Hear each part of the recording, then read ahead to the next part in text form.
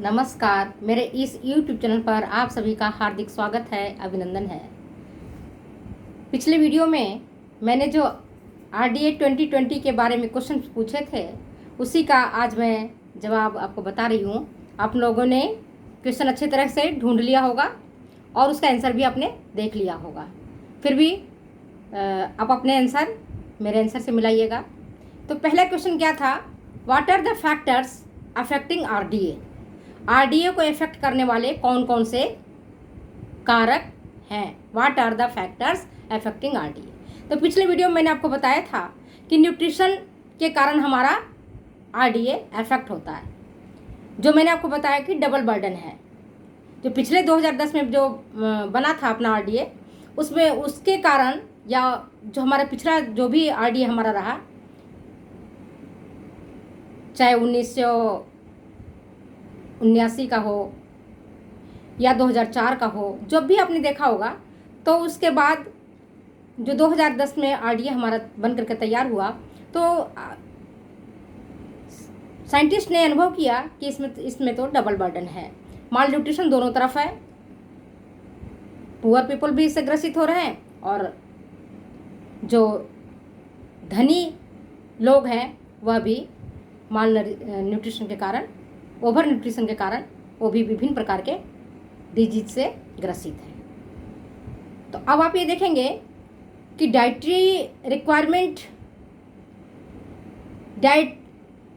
Nutrient requirement को derive करने के लिए कौन कौन सा प्रिंसिपल को यूज किया जाता है। अभी हमने बताया ना कि न्यूट्रिएंट्स के कारण या न्यूट्रिशन के कारण हमारा ये RDA प्रभावित हो रहा है।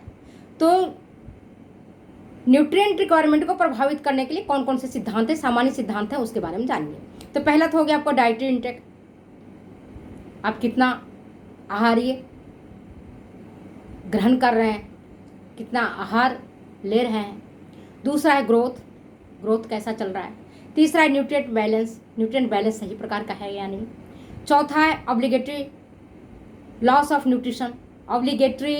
न्यूट्रिशन। सब समझिए कि जितना भोजन ग्रहण करते हैं वो सबके सब हमारा पच नहीं जाता है और सबका सब एब्जॉर्ब नहीं होता है, बल्कि मेटाबॉलिज्म के दौरान जब चयापचय होता है तो उसके दौरान बहुत सारे न्यूट्रिएंट्स ऐसे होते हैं जिनका लॉस भी हो जाता है, और वो यूरिन के माध्यम से, टूल के माध्यम से या आपके पसीने के माध्यम से, मतलब मल, मूत्र और पसीने, इनके माध्यम से भी वो बाहर निकल जाते हैं, मतलब न्यूट्रिएंट्स का लॉसेज हो जाता है। और पांचवा जो है प्रिंसिपल्स, वो है फैक्टोरियल अप्रोच का।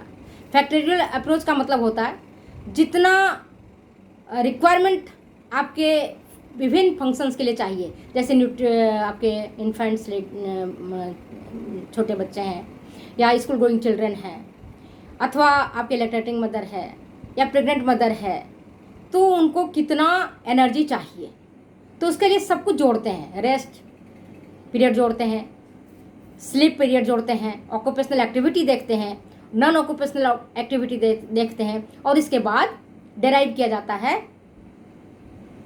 आपके न्यूट्रिएंट रिक्वायरमेंट कितनी होनी चाहिए। समझ गए बात को? तो ये आपके जो प्रिंसिपल हैं, जिसमें मैंने 5 प्रिंसिपल बताए आपको। डाइटरी इंटेक, आहार्य कितना अपने भोजन में हम कितना आहार ग्रहण करते हैं। आहार आप समझते हो कि हम कितना आहार लेते हैं। इंटेक मतलब ग्रहण करना। ग्रोथ मतलब वृद्धि, जो आहार हम ले रहे हैं उससे हमारा ग्रोथ कितना हो रहा है, हमारे बच्चों को ग्रोथ कितना हो रहा है, प्रेग्नेंट मदर के जो बॉडी वेट है उसमें सही ग्रोथ हो रहा है या नहीं हो रहा है।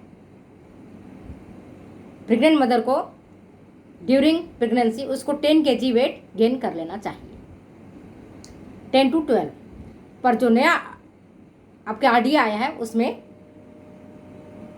10 kg वेट को मानते हुए कहते हैं कि 9 मंथ्स तक 10 kg वेट एक प्रेग्नेंट मदर गेन कर लेती है।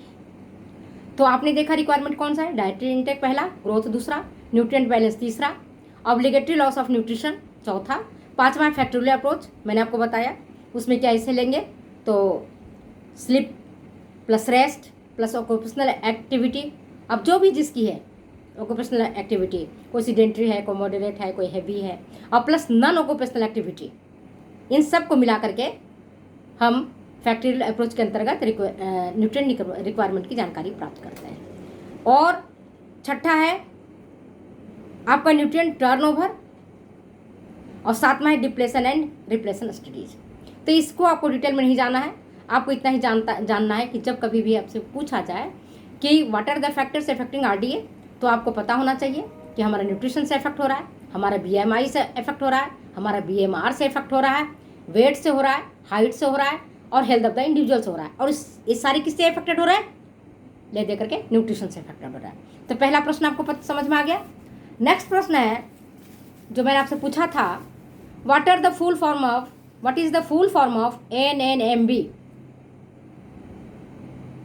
वीडियो आपने देखा होगा और आप लोगों में से कईयों ने सही जवाब भी दिए हैं, नेशनल न्यूट्रिशन मॉनिटरिंग ब्यूरो। तो ये बहुत ही सामान्य से क्वेश्चन है। इसके बाद तीसरा क्वेश्चन जो था वो था what is IAP, Indian Academy of Pediatrics, क्या है?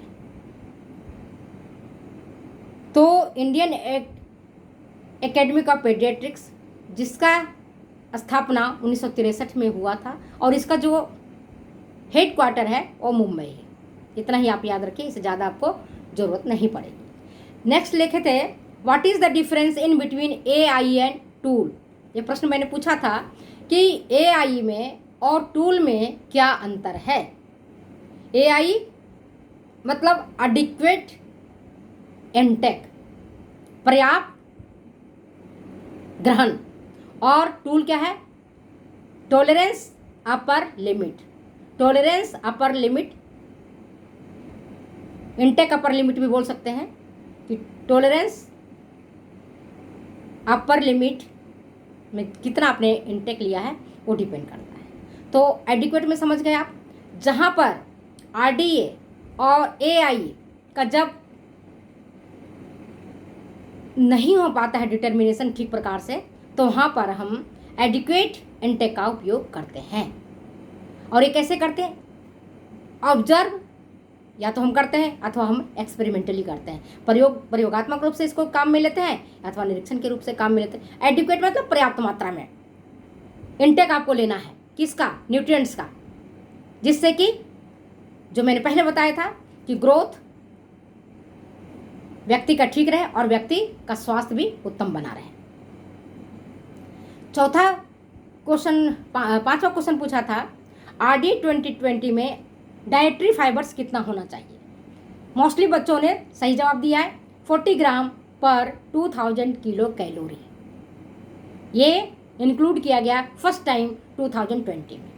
इसके बाद अब आप ये देखेंगे जो मैंने प्रश्न पूछा था कि RDA 2020 में किन बातों पर महत्वपूर्ण परिवर्तन किया गया, सबसे ज़्यादा किसका ख्याल रखा गया। तो आपका आंसर आपने वीडियो देखा होगा, आप समझ भी गए होंगे। हो सकता है आपको कन्फ्यूजन होगा, आप नहीं कर पाए। तो आप ये देखिए सबसे पहले क्या परिवर्तन किया गया, आपका एनर्जी में परिवर्तन किया गया। एनर्जी में परिवर्तन कैसे किया गया कि BMR को जब हमारा डिक्रीज हो जाता है, खास करके एल्डरली पर्सन है जो मोर देन 60 ईयर्स के हैं, तो उनके BMR जब डिक्रीज होता है तब उनके एनर्जी लेवल भी, एनर्जी मांग भी कम हो जाती है। इसी तरह से जो छोटे बालक हैं 0 to मतलब 1 साल से लेकर के 6 साल के बच्चे हैं, उनमें भी परिवर्तन किया गया है। और जो पहले कम था उसको बढ़ा करके 1 to 2 kilo calorie, 1 to 2 calorie बढ़ाया गया बालकों का।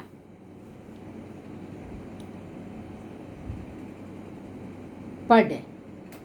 इसके बाद बालकों के कैलोरी डिमांड में परिवर्तन किया गया और जनरल लोगों का जो सीडेंट्री वर्कर हैं, मॉडरेट वर्कर हैं या हेवी वर्कर हैं, उन सब के एनर्जी डिमांड पहले की तुलना में कम हुई है।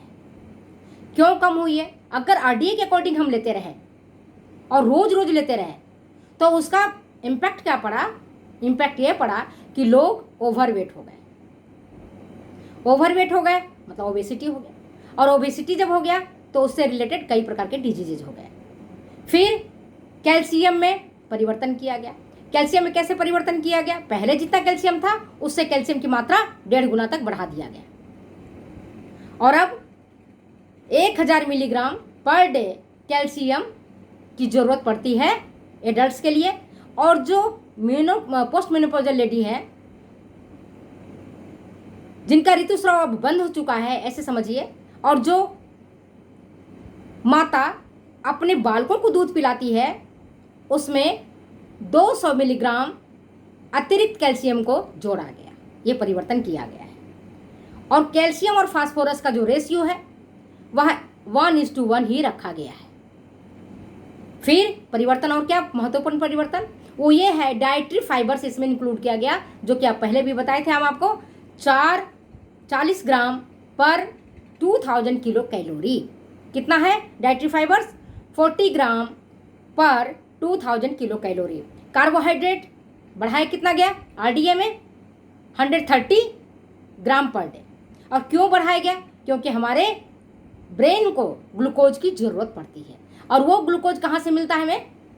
अनाज जब खाते हो तो इसलिए कहा गया इस आरडीए में कि कार्बोहाइड्रेट को इंक्लूड करना नितांत आवश्यक है, ताकि ब्रेन को ग्लूकोज के लिए या ब्रेन को के उत्तम स्वास्थ्य के लिए, उनको एनर्जी प्रदान करने के लिए कार्बोहाइड्रेट इतना होना चाहिए।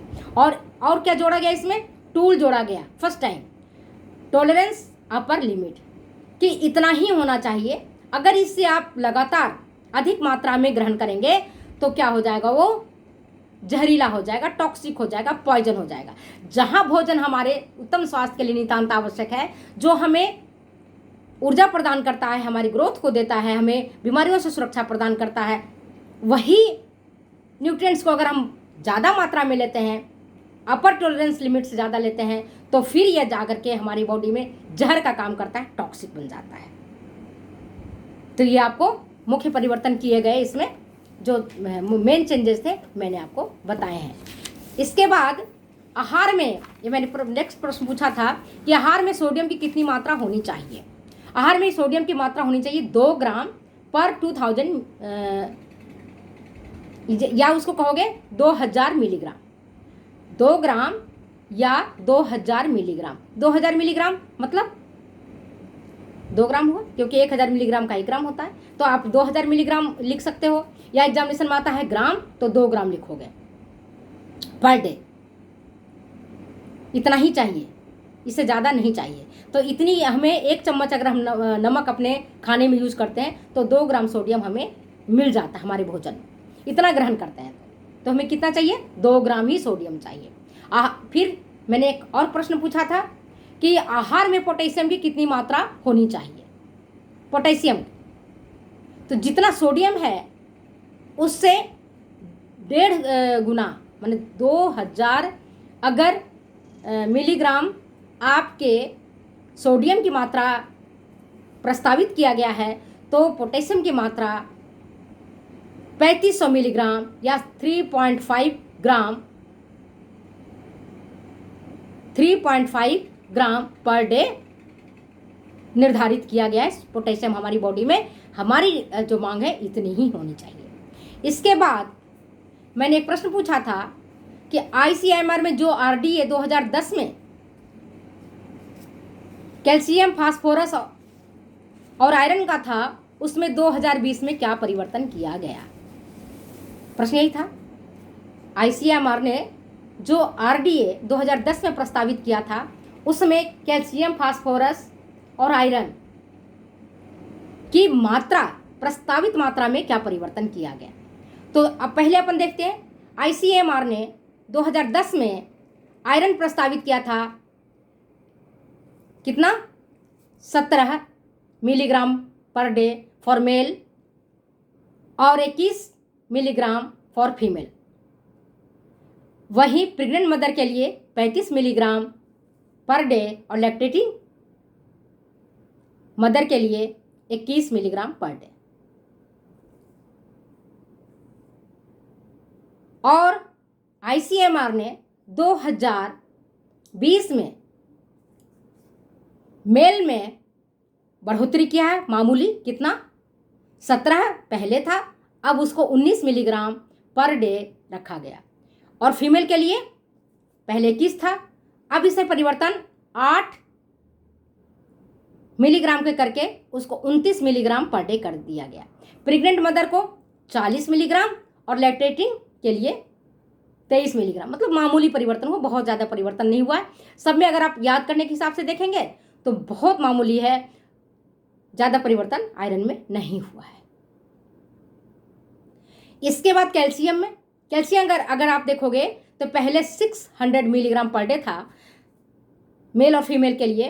प्रेग्नेंट और लैक्टेटिंग मदर के लिए जस्ट इसका दुगना था, 1200 मिलीग्राम पर डे, जो कि इसको बढ़ा करके 1000 मिलीग्राम पर डे किया गया सबके लिए, मेल फीमेल के लिए, इवन प्रेग्नेंट मदर के लिए भी। और लैक्टेटिंग और पोस्ट मेनोपॉजल लेडीज जो थे हैं उनको 1200 मिलीग्राम पर डे कैल्शियम की मांग की प्रस्तावना की है कि इतनी ज़रूरत है और इतना लेना चाहिए। फास्फोरस तो आपको पहले ही बताया था, कैल्शियम और फास्फोरस का अनुपात 1 और 1 का है। जितना कैल्शियम चाहिए उतना ही हमारी बॉडी में फास्फोरस चाहिए, मतलब 1000 मिलीग्राम अगर हमें कैल्शियम चाहिए तो 1000 मिलीग्राम ही हमें फास्फोरस चाहिए। मैं समझती हूँ ये क्वेश्चन आपको क्लियर हो गया होगा और यही आपको कन्फ्यूजन होगा, मैं समझती हूँ। बाकी आप लोग बिल्कुल सही आंसर दे रहे थे। फिर देखते हैं कि 2020 में रेफरेंस बॉडी वेट क्या रखा गया था। तो आप देखो, आपने सही जवाब दिया था, फीमेल के लिए 55 किलोग्राम और मेल के लिए 65 किलोग्राम। और अब 11वां क्वेश्चन था BMR बेसल मेटाबॉलिक रेट में क्या परिवर्तन किया गया है 2020 में। तो क्या परिवर्तन किया गया है, अभी मैंने आपको बताया कि 0 से लेकर के 6 वर्ष के बालकों को 1 से 2 किलो कैलोरी पर डे ऊर्जा की मांग बढ़ाई गई है। इसी प्रकार से जो एल्डरली पीपुल हैं, 60 ईयर से ज़्यादा के हैं, उनके BMR बेसल मेटाबॉलिक रेट चूंकि कम जाता है तो उनकी एनर्जी डिमांड भी कम हो जाती है और उनके न्यूट्रिएंट्स लेने के लिए जो दूसरी हैं जैसे आपके ड्राई फ्रूट्स हैं उनको लेने का हिदायत दिया गया है। और जनरल लोगों का जो BMR है ना, वो मेल के लिए 10% और फीमेल के लिए 9% कम कर दिया गया, रिड्यूस किया गया। ये याद रखिएगा आप, मेल के लिए कितना परसेंट रिड्यूस किया गया, 10% और फीमेल के लिए 9%। ये परिवर्तन आया है BMR में। इसके बाद एक क्वेश्चन है आपका, कार्बोहाइड्रेट को क्यों इंक्लूड किया गया। पहले भी मैंने बता दिया है, कार्बोहाइड्रेट को क्यों इंक्लूड किया गया, हमारे ब्रेन को ग्लूकोज के लिए, क्योंकि अनाज जब टूटता है ब्रेक डाउन होता है माल्टोज जब टूटता है तो देता है ग्लूकोज में, इसलिए अनाज को शामिल किया गया है। हमारी जो डाइट है वो 50 to 60% कार्बोहाइड्रेट ही ग्रहण करते हैं। लेकिन हाँ, कुछ लोग ऐसे हो सकते हैं जो कि कार्बोहाइड्रेट ना लेकर के अदर फूड्स लेते होंगे, तो उनके लिए विभिन्न प्रकार की जो दूसरे ओवरवेट से रिलेटेड डिजीज हैं, नॉन कम्युनिकेबल डिजीजेज हैं, डाइट रिलेटेड, जो मैंने आपको पहले बताया था, diet related non communicable diseases को रोकने के लिए कार्बोहाइड्रेट को इंक्लूड किया गया है। इसके बाद एक क्वेश्चन पूछा था मैंने, एक गर्भवती माता को कितनी मात्रा में फॉलेट चाहिए, फॉलेट कितनी मात्रा में चाहिए। तो आप याद रखिए, मेल और फीमेल को, मेल को चाहिए 300 मिलीग्राम, सॉरी फॉलेट माइक्रोग्राम में आएगा, याद रखिएगा फॉलेट माइक्रोग्राम में है, ट्रेस एलिमेंट है, बहुत कम मात्रा में चाहिए। मिलीग्राम और ग्राम अगर आएगा तो गलत हो जाएगा आपका आंसर क्या होगा, माइक्रोग्राम। फॉलेट की जब भी बात चलेगी तो माइक्रोग्राम में बात करेंगे हम। क्रोमियम की बात चलेगी तो माइक्रोग्राम में, सेलेनियम की बात चलेगी तो माइक्रोग्राम में। अत्यंत सूक्ष्म है, हमें कम मात्रा में चाहिए।